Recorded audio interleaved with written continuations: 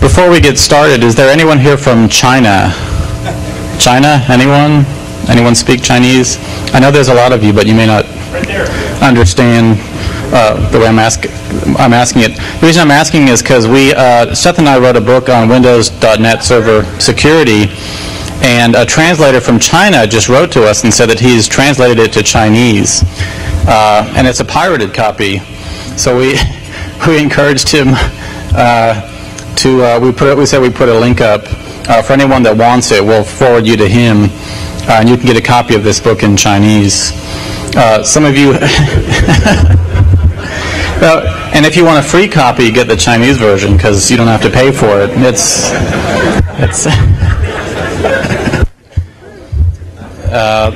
And also, this book is for sale at Loom Panics. We're going to be out there.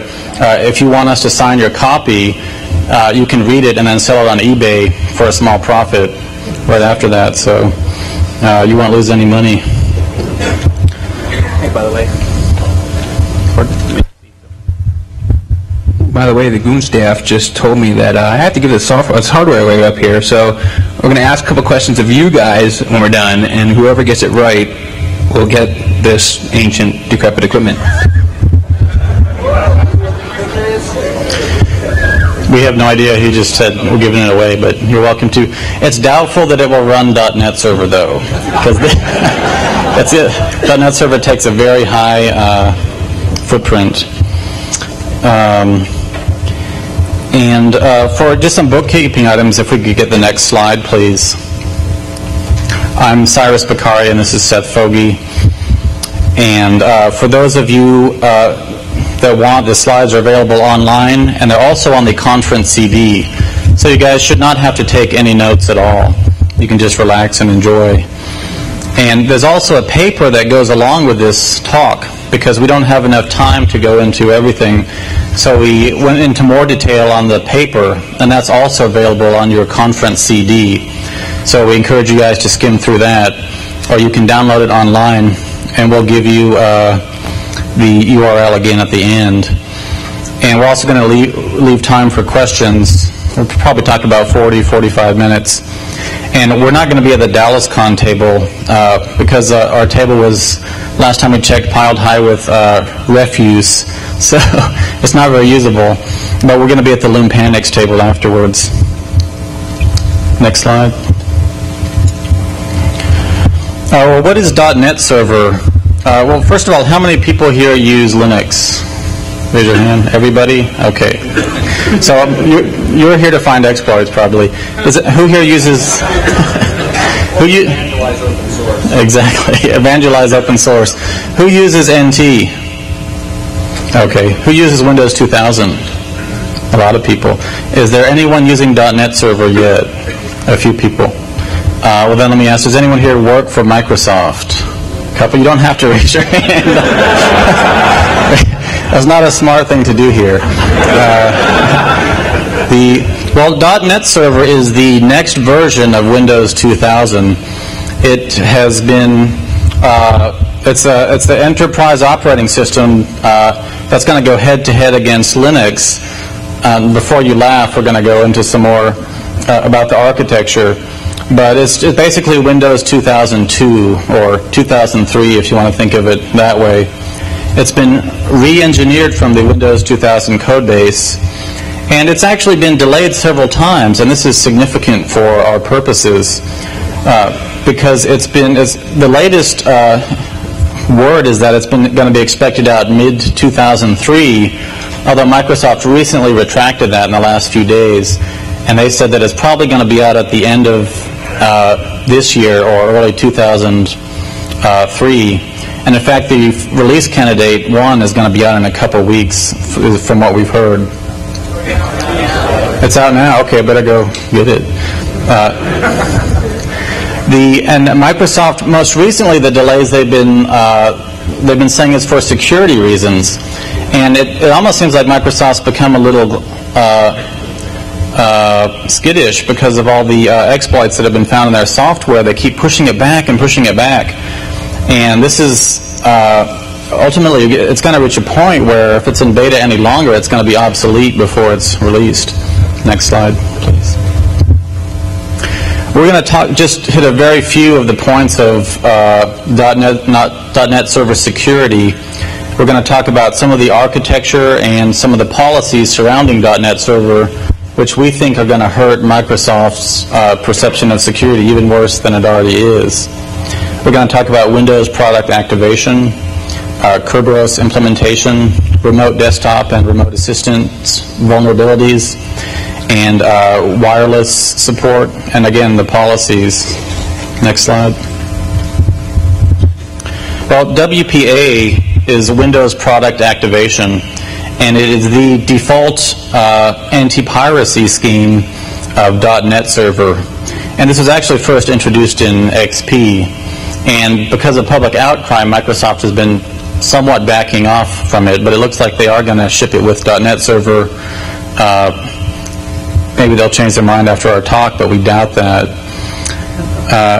And there, can anyone think, does anyone, well, first of all, let me explain what it is. WPA, well, let's get into that later. But there are some serious privacy concerns with WPA, and a lot of these center around the BSA, or Business Software Alliance. And who knows what the BSA is?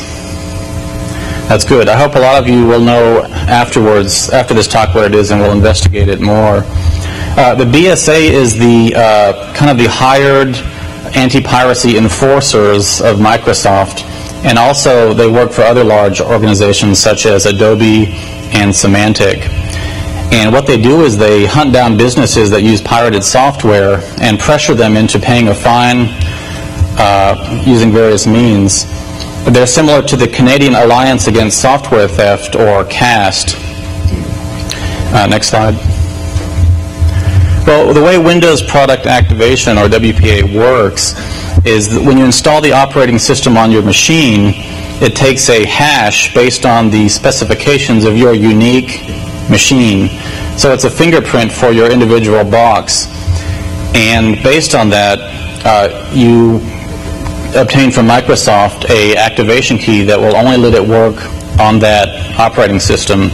Otherwise, the OS will expire in 2 weeks. It'll lock, and you won't be able to use it. It's been said that WPA phones home at intervals in the final release, but we haven't seen that yet, so we're not gonna. We don't know for sure, but we'll have to watch it.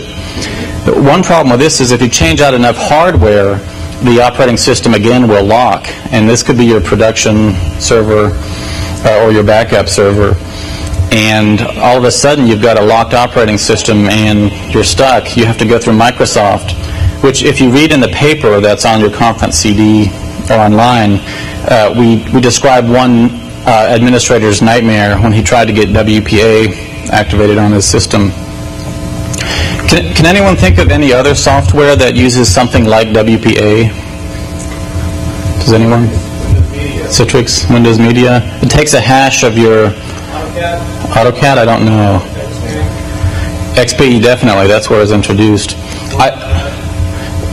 Pardon? I don't know that one either. Quark Express takes a hash and requires a hardware dongle. Ooh, so apparently Quark takes a hash and requires a hardware dongle, which is basically a hardware, almost like a key, except it's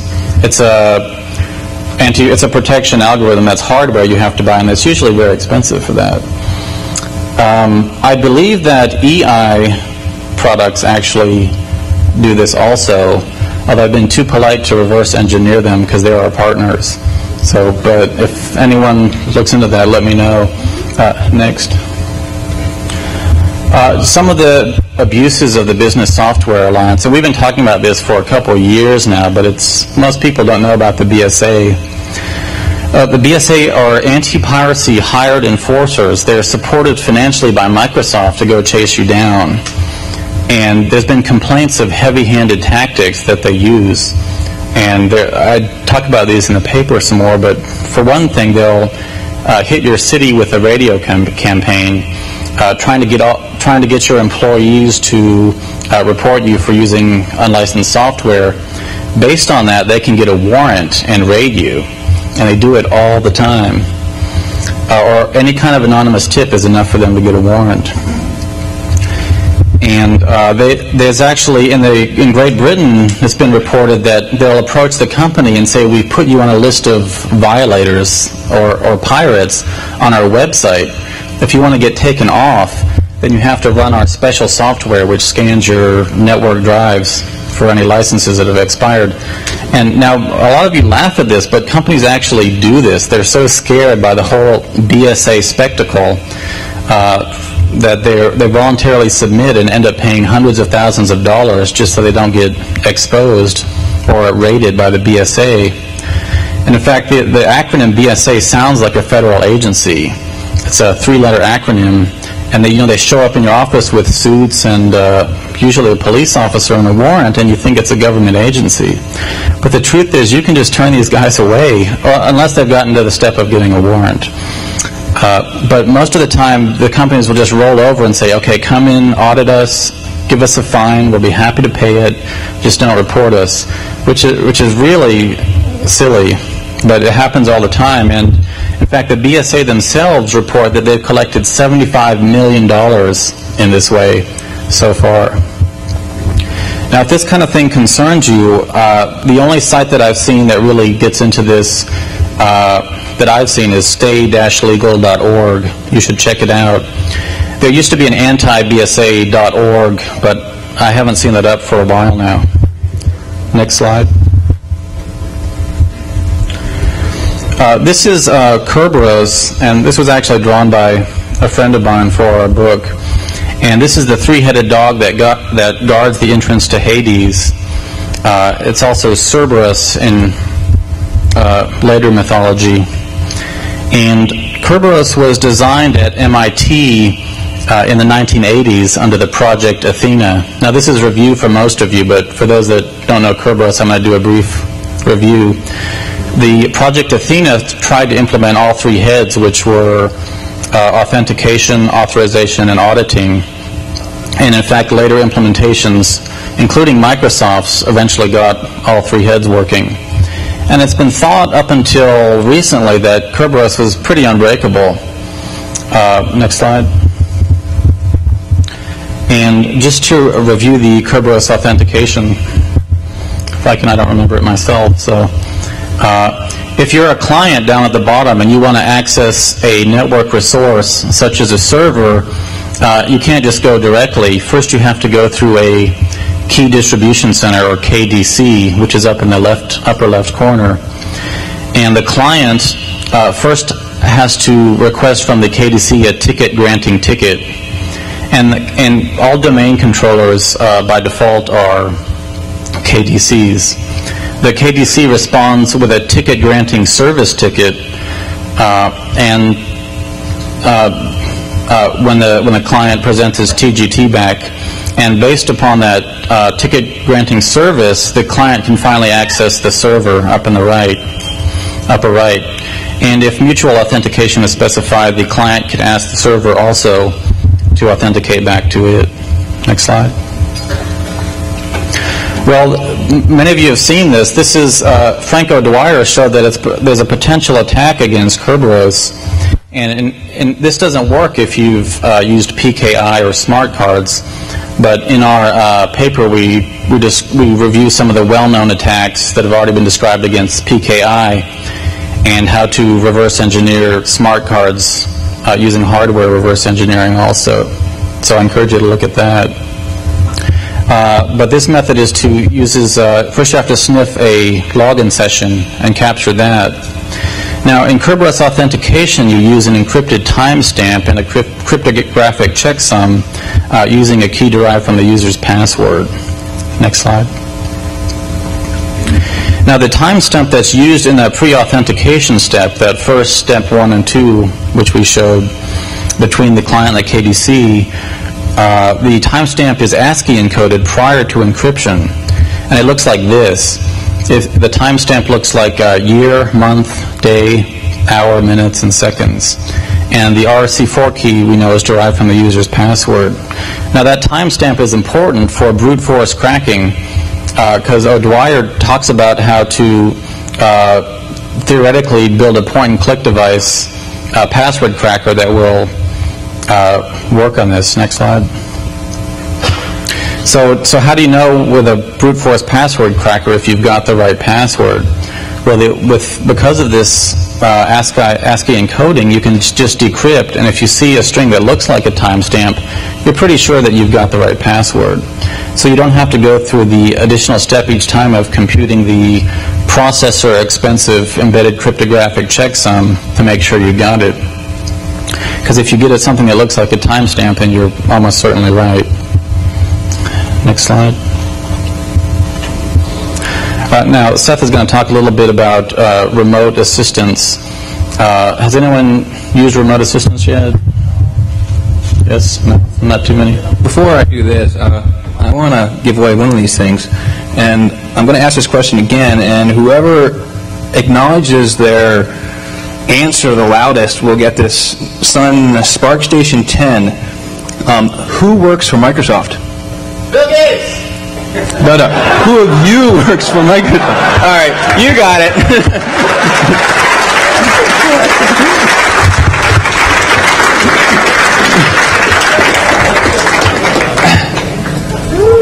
BSA. Yeah, right. I got another. I don't know what this is. It's just a computer with no CPU. It doesn't even have a CD-ROM. It has a floppy. So I'll ask you all, and who, again, acknowledges the loudest or most distinctly, will get this. Who here has pirated software? All right, you got it. Come on up. Whoever that was.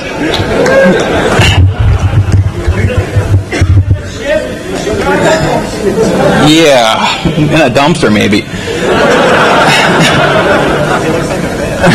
Are you a Fed? And I have one final thing here. It's a Ameritech Technician Handbook. Who here works for Ameritech? Right here! All right, it's yours. I hope you didn't fly. Yeah. All right. I'm going to talk about a couple things. The first is going to be remote assistance. If you haven't... How much did you give him to take that? All right. Many of you have heard of it, and some of you have used it. If you haven't, remote assistance simply provides a way for novice users to get help from their technical gurus that work at their location, or their friends, or their fathers, or their sons, or whoever. It allows this assistance through voice, chat, video at times. It only works with Windows XP and .NET. There's several security issues around remote assistance that I've found that aren't even that technical, but they're just kind of like, I don't know, oversights. The Beta 3 .NET server relays its remote assistance requests through Microsoft's website.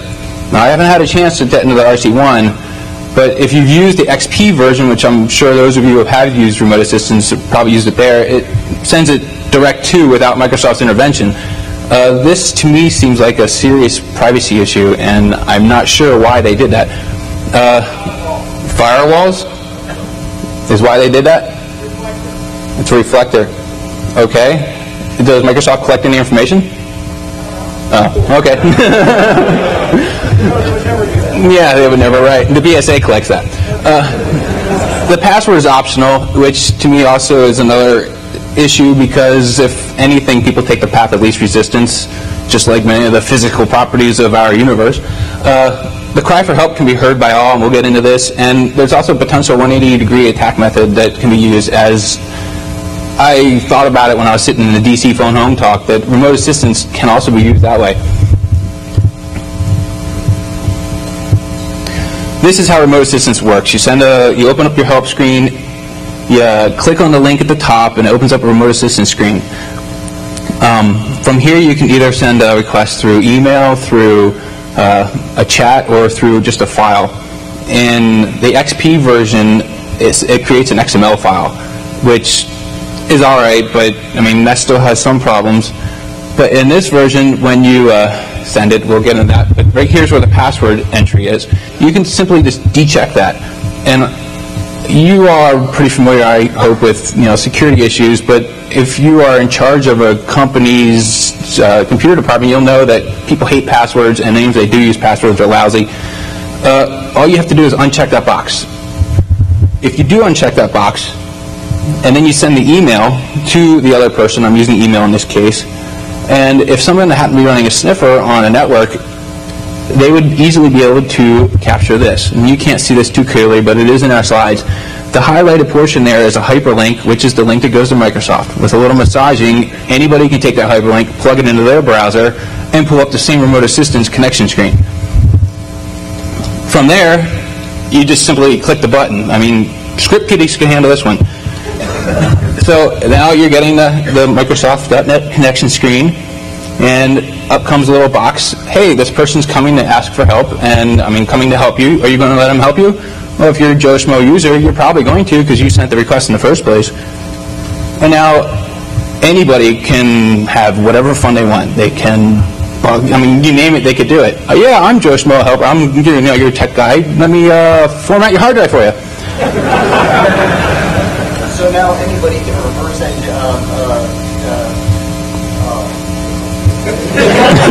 Yes. Yeah, well, yeah. You could, that's what this basically says. Well, what do you do now? You social engineer to the point of wherever you want to go. You install a backdoor, Trojan, virus, or just have some fun with the person. Call them names. Again, this problem, as I see it, is threefold. The password is not required, and I understand, helping the user out, making this world a little more user-friendly, but that doesn't seem like security conscious behavior there. Again, it's an insecure method of transferring it. It didn't take me long to figure this out. Anybody could grab that off the wire. And maybe this isn't going to exist in the final version. Maybe they'll switch back to XML, or maybe they'll do some more further encryption or something like that. But at this point, that's what I have to go with. And again, Microsoft is in there for the firewall relay, but I don't know many people that are too excited about having Microsoft further putting their foot in our lives. If the password field is filled out, at what time do the attacker be When asked for a password, because the password is not passed at all.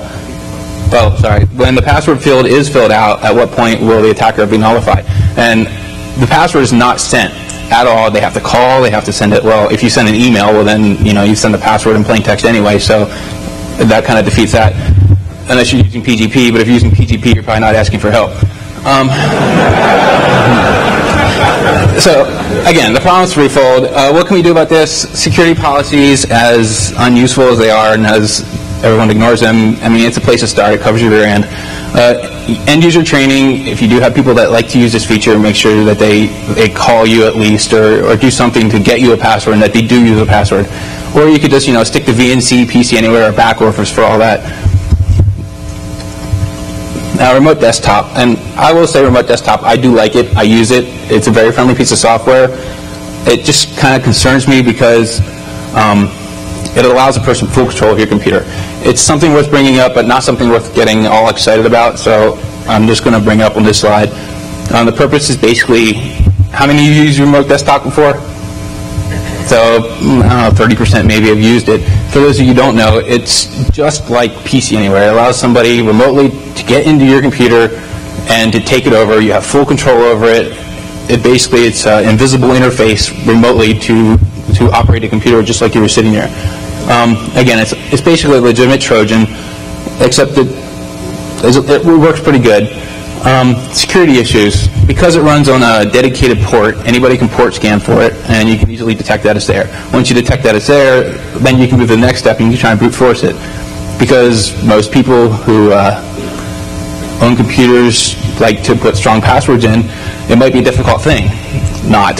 So, put 1, 2, 3, 4, put admin in there, put password. Eventually you're going to get it. What's it take to write a script to scan a bunch of computers and test for this?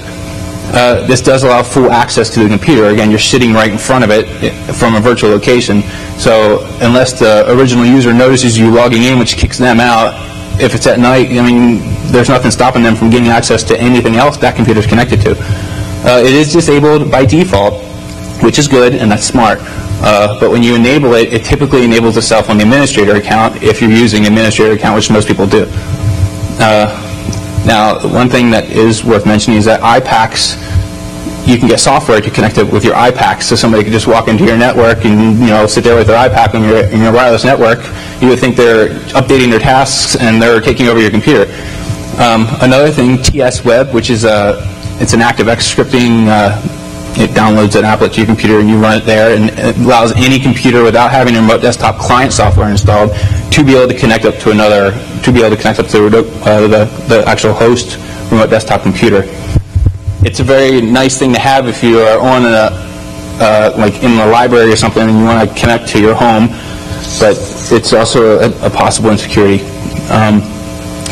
Again, remote desktop is an excellent tool. I do say that because I do appreciate it. It is arguably free because it comes with the OS, and there have been relatively few posts about vulnerabilities to it. Most of those are not on service. The next thing I want to talk about is wireless networking.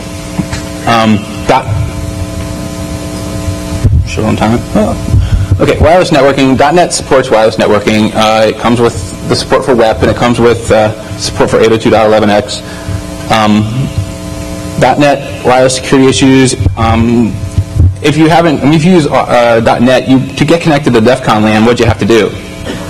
Plug in your card. It automatically found it, it automatically connected to it, and automatically made your computer part of the network. And then you probably got scanned by 50 other hackers out there that are trying to find your open ports. So it's kind of questionable to me why you want to put, I understand the point and I understand how that works, but to put such a susceptible technology in a server device seems to me that it's a little scary to do. Because war driving, well, we all know what that is, and for those of you that aren't here, you're probably at war driving on the contest right now, and you aren't here to even acknowledge that. WEP is crackable, and we know that. But I want to talk about WEP for a minute because I note that a lot of people, although they know what WEP is, they know it's crackable, and they know that the tools exist, and maybe even know how to use the tools. They don't really know how WEP is crackable. And because we're talking about a server here, I just want to talk about it twofold. One, to let you know about WEP and that people are interested in it, and the other that, I forget the other. But there's another. Okay, next one. So WEP. WEP is the Wire Equivalency Privacy Protocol or Scheme. It defines security in the transmission of data. Encryption is based on a 5 or 13 character password.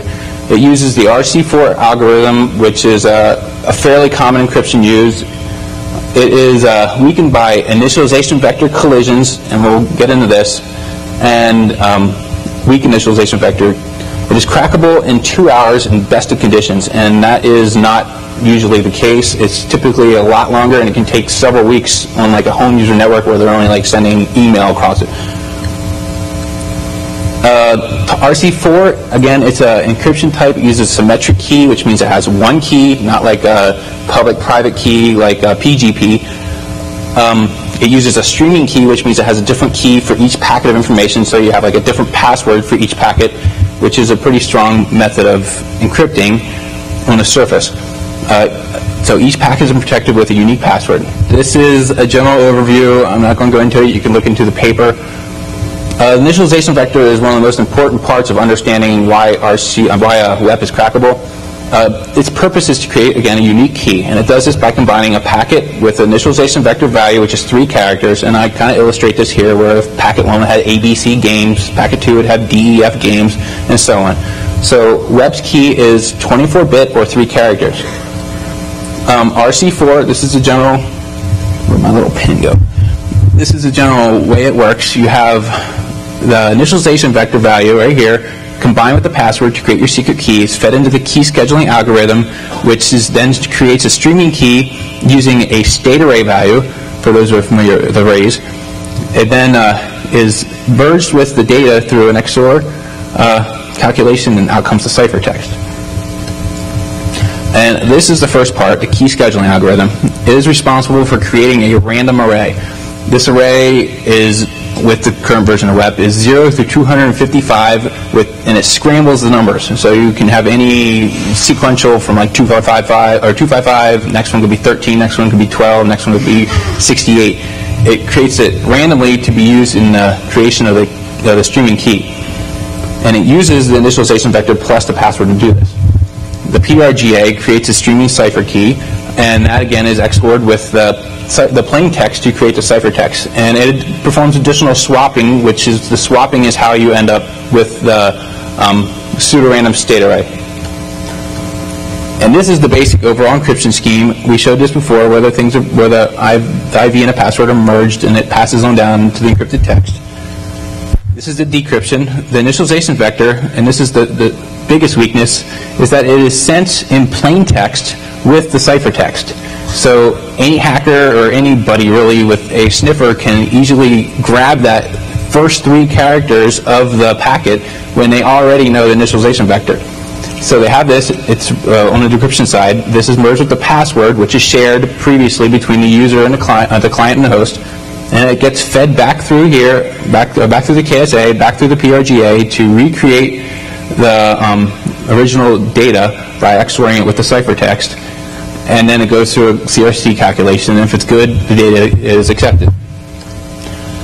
Now the weaknesses, summarize this. If you know any 2 XOR values, the third can be deduced. It's just basically a simple comparison. You'll understand what I mean if you know XOR. It's explained further in the paper.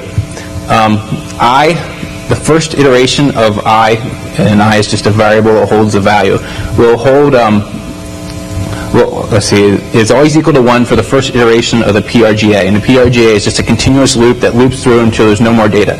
It, again, merges the streaming key with it creates a streaming key and it merges that with the plain text to create the ciphertext. The first byte of the plain text file is always a snap header. And there are other ways that you can do this that increases the chances of cracking it faster. But using most tools that are out there, there's a 5% probability that the state array values between 0 and 3 will stay the same after the first 4 iterations of the KSA. And again, this is explained in that paper. The link, although you can't see it probably, is up there to the paper, and that'll be at the end of this slideshow. Really quickly, these are the things that are important to know. They will assume values. N is an index value. It just keeps track of how many times it goes through a loop, basically. These values right here indicate a weak key. This is the byte of the password that you're cracking. This indicates the weak key, and this could be any value. And when you're collecting data, tools such as WebCrack or whatever, they collect all the data as much as they can find, and then they start doing a statistical analysis on the data that's collected, and the one that comes up the most common is probably going to be your key. So it just collects the byte, so then it'll collect 1 through 255 on this.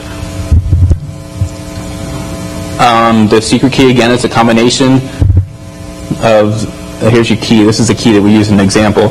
This is an initialization vector again. The secret key is the combination of those 2. You'll see a modulus if you start studying the code.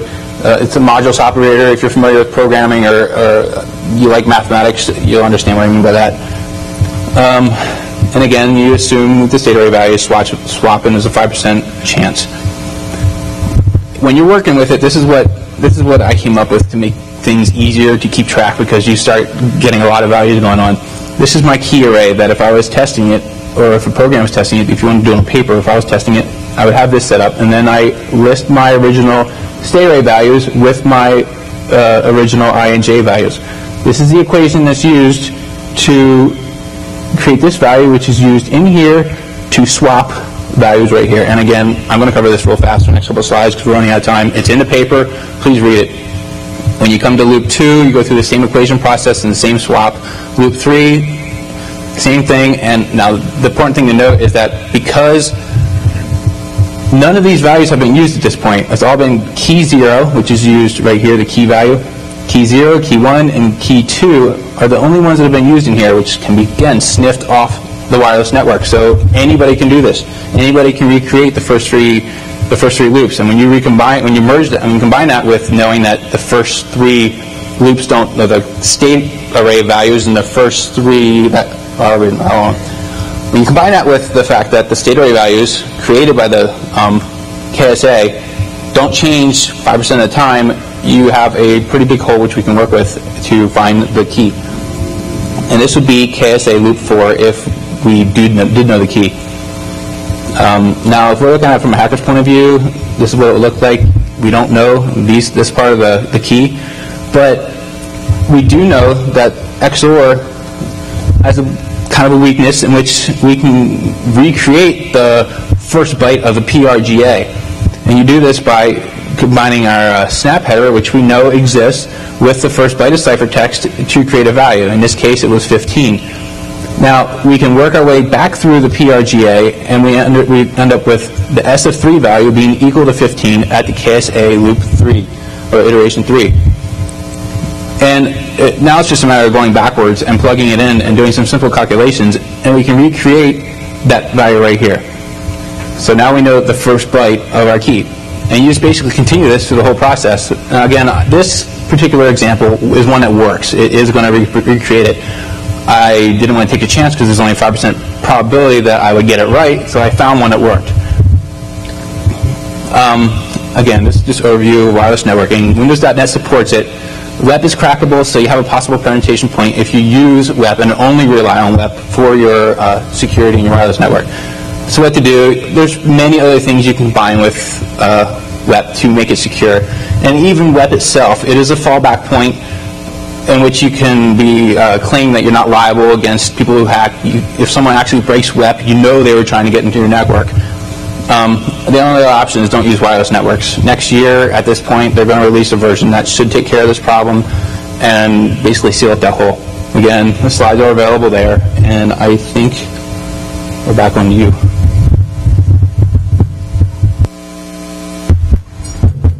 Now that we have your attention, Seth has written more about that actually in a book, which will be coming out later this year on wireless security.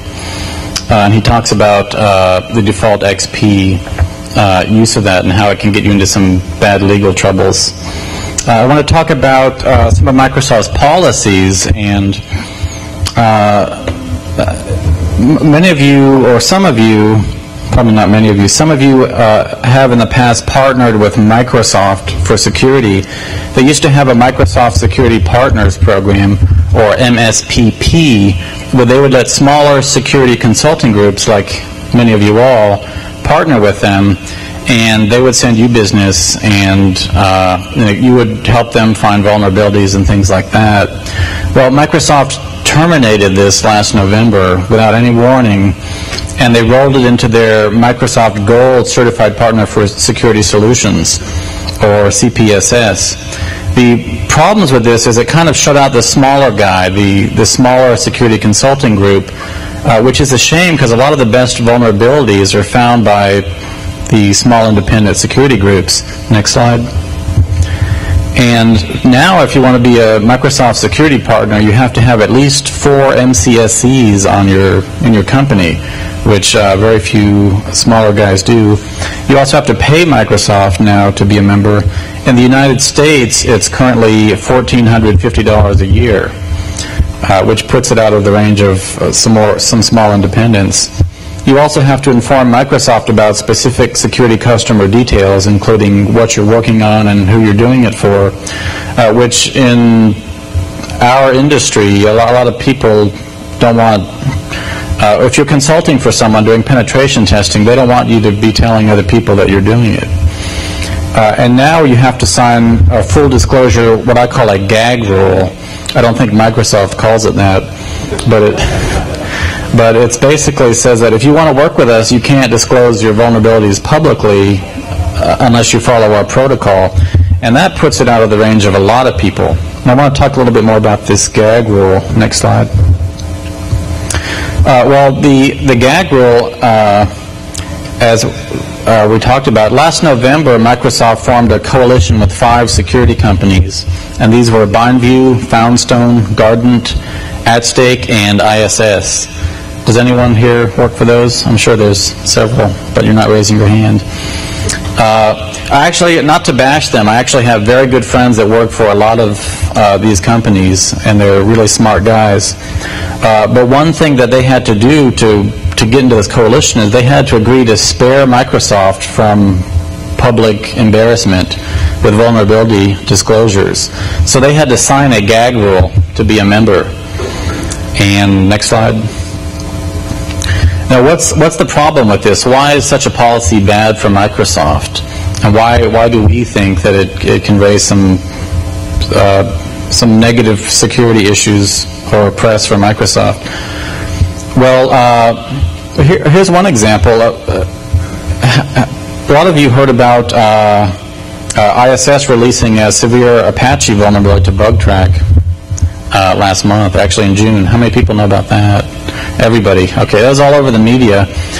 And the problem with this, and for those of you that do run Apache on Windows, does anyone do that?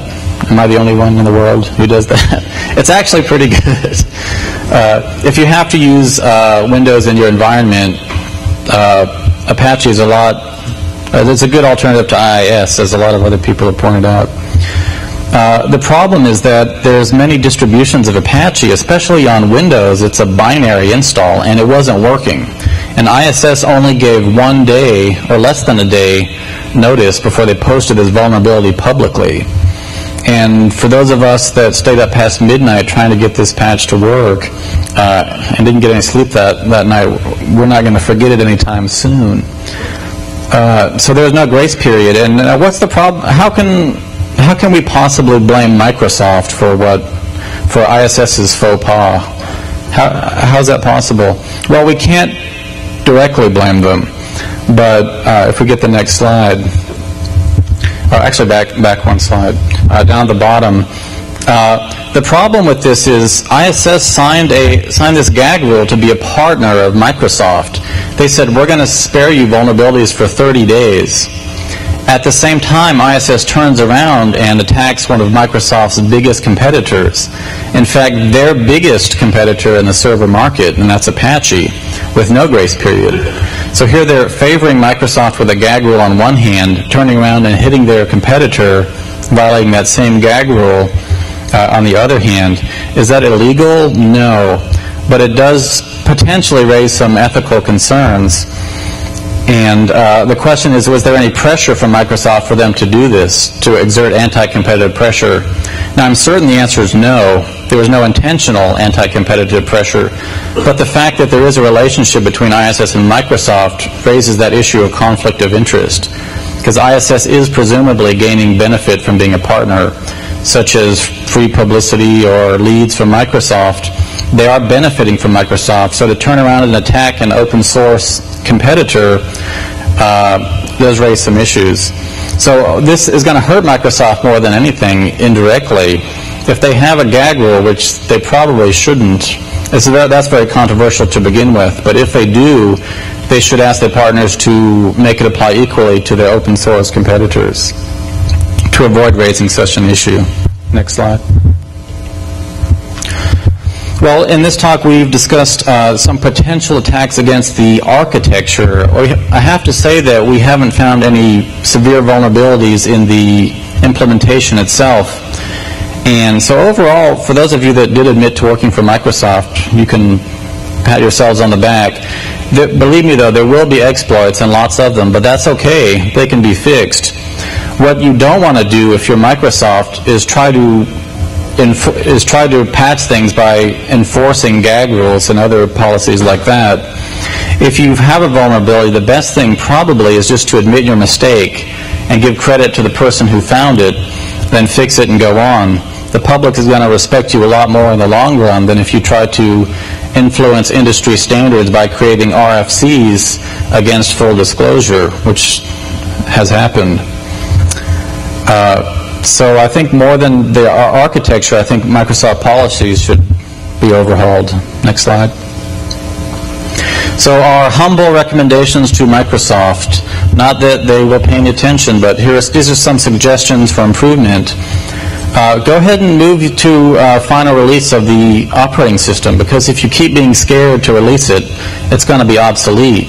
It will already have been in beta for 2 years almost. And it's actually it makes you stronger to be tested. It's nothing to be afraid of. Number 2, we would recommend immediately and totally removing the WPA.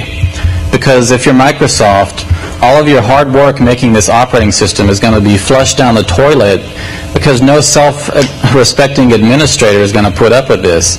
If you read about what we talked about, if you read that comment in the paper that comes with this talk, you're going to see what I'm talking about. It's extremely humiliating, the whole WPA concept. And finally, we would, again, change the gag rule and finally terminate association with the BSA, or Business Software Alliance. The truth is that people who pirate your Microsoft software, if they do it commercially and it's a large pirating ring, that's something different. But to go after the honest companies or the honest small system administrator who's just doing his best job and may have one license somewhere expired and using heavy-handed tactics against such companies, that's only going to hurt you in the long run. And I think Microsoft's been lucky so far because people don't really know about the BSA too much yet. But if there's one message we want you to take home after this talk, it's to read more about the BSA and to make your own informed decision. Next slide. Again, we'll be available to take questions for just a few minutes, and then we'll be at the Loom Panics table.